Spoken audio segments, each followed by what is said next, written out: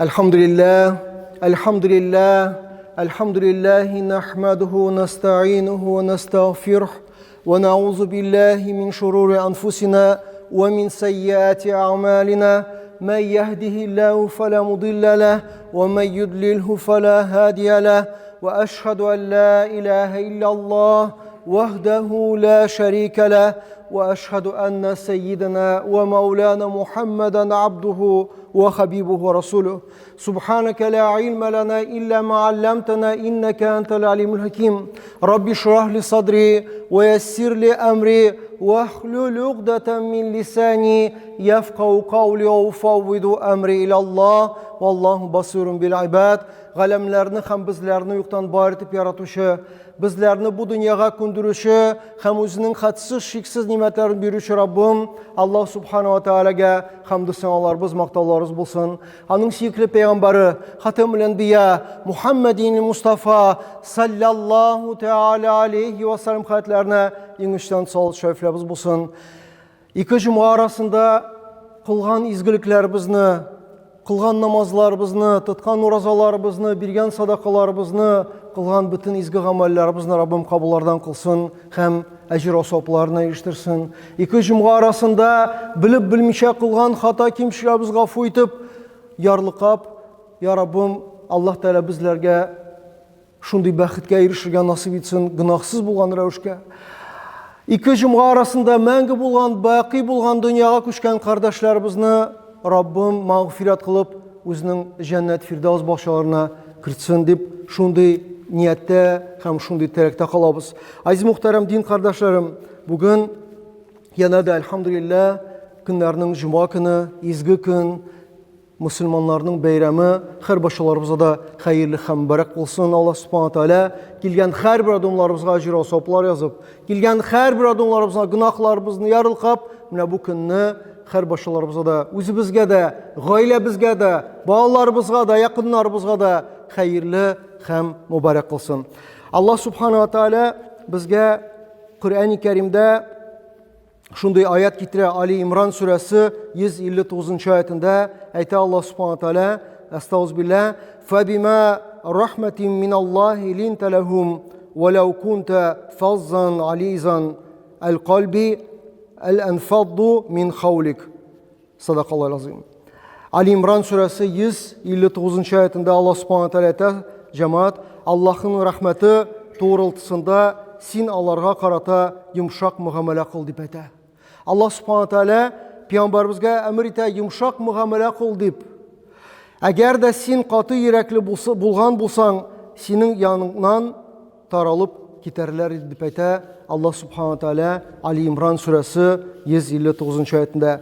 Hem kâle Resulullah sallallahu aleyhi ve sellem Peygamberimiz aleyhissalatu vesselam İmam Tirmizi bir kitabı 16. hadiste getirgen rivayette bizge Peygamberimiz Resulullah sallallahu aleyhi ve sellem şunday hadis getire.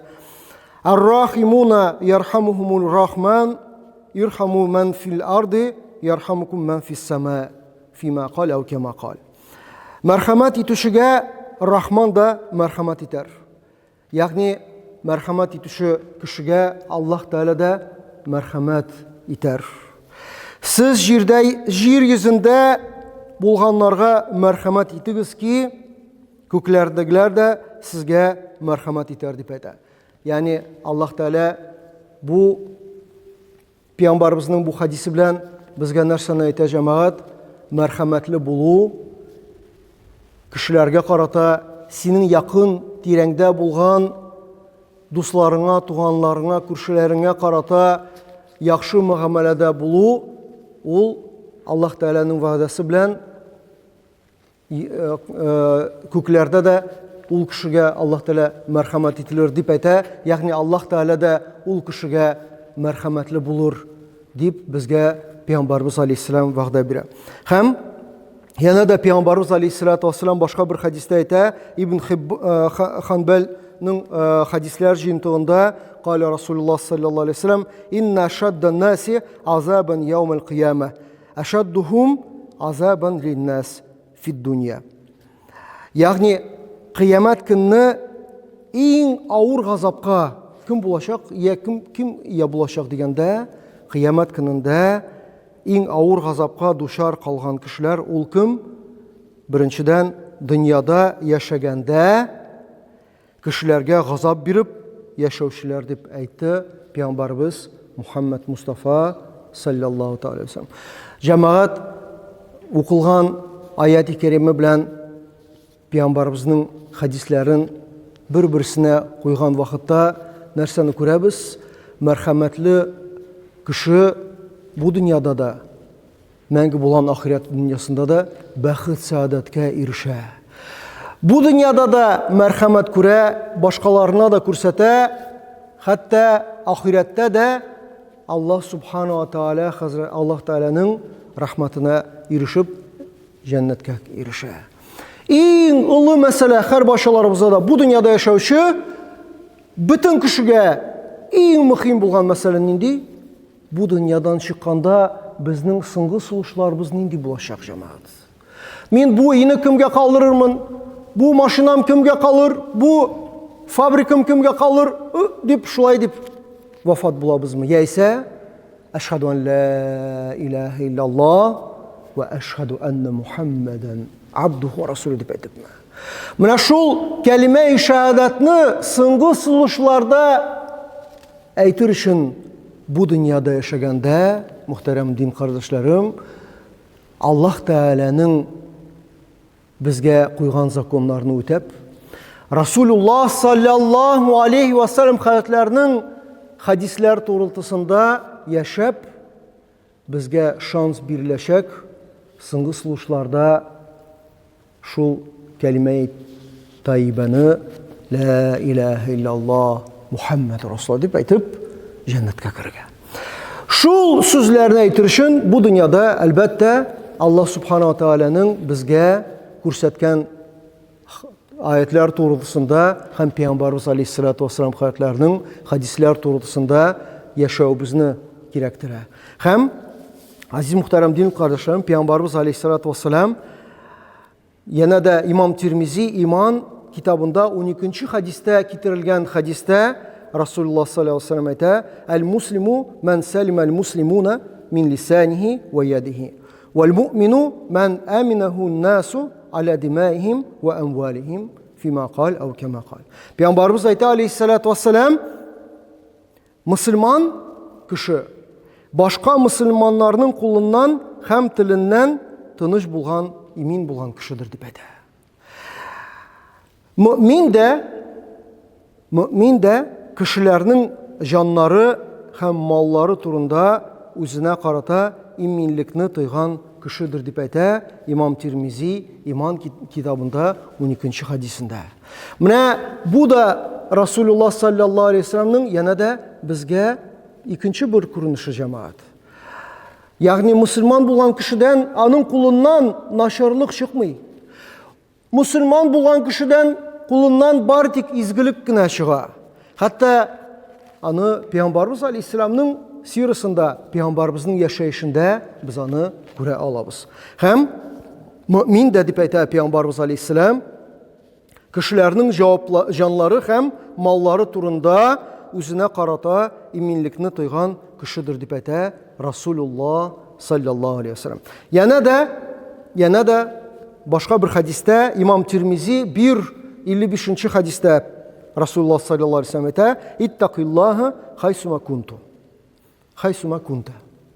Фима қал ау кама қал. Пәйгамбәрбез әйтә: "Кайда булсаң бул, Аллаһка каршы чыгудан, килүдән саклан" дип әйтә. Ягъни чын мәгънәдә мөмин кеше, мөселман кеше әгәр дә үзенең каршысында гел Раббысы каршысында булганын әгәр дә тоеп яшәсә, ул гынах та эшләмәс. Ул начарлык та эшләмәс, аның кулыннан начарлык та чыкмас һәм ул башка кешеләргә файдалы булса, бу дөньяда да мәрхәмәт кылган булыр һәм Аллаһ Тәаләнең рәхмәте белән күкләрдә ул кешегә Аллаһ Тәалә мәрхәмәт итәр. Шуңа күрә, азиз мөхтәрәм дин кардәшләрем, Аллаһ Субхана Тәаләнең рәхмәте бик киң. Ла тақнату мин рахматилла. Аллаһ Тәаләнең рәхмәтеннән өмитегезне кисмәгез ди. Шуңа күрә шулай итеп яшәгез. 1000 ел яшим дип кешегез булырга тиеш. 1000 ел яшим дип минем көчем булырга тиеш, әмма ләкин бәлкем бүген мин Раббымның каршысына барам дип мин әзер булырга тиеш. Иң беренче безгә соралачак кыямәт көндә, яумул кыяма, кыямәт көндә һәр баршаларыбызга соралачак иң беренче сорау: синең намазың бар идеме? Синең намазың бар идеме дип. Намаз укыйбыз, әлхамдулилlah. Аның янында изгелекләр кылабызмы? Аның янында әтибезнең, әнибезнең дуасын алдыкмы? Аның янында безнең туганлар, тумашалар арасында без изгелек кылдыкмы? Шул сорауларга һәр кеше үзе өчен җавап бирергә тиеш. Шуңа күрә, азиз мөхтәрәм дин кардәшләрем, Раббым һәр баршаларыбызга да иман байлыгы биреп, жан рәхәте, тән сәламәтлеге биреп, безләрдән дуа өмет итеп ятучы гайз арвахларыбызга дуа кылып, аларны искә алып, ничек без аларны искә алабыз? Бер көнне безнең балаларыбыз да шулай итеп безне искә алачаклар. Ничек без аларга дуа кылабыз? Әтибезгә, әнибезгә дуа кылабыз. Раббананы укыйбыз. Раббана атина фид дунья хасанатан ва фил ахирати хасанатан ва қина азабан нар. Раббана угфирли ва ли валидая ва лил муъминин яума якумул хисаб. Ничек һәр вакытны ул дуаны укыйбыз һәр бер намазда. Ничек әтибезне, әнибезгә искә алабыз? Бер көнне безнең балаларыбыз да шулай итеп безне искә алачаклар.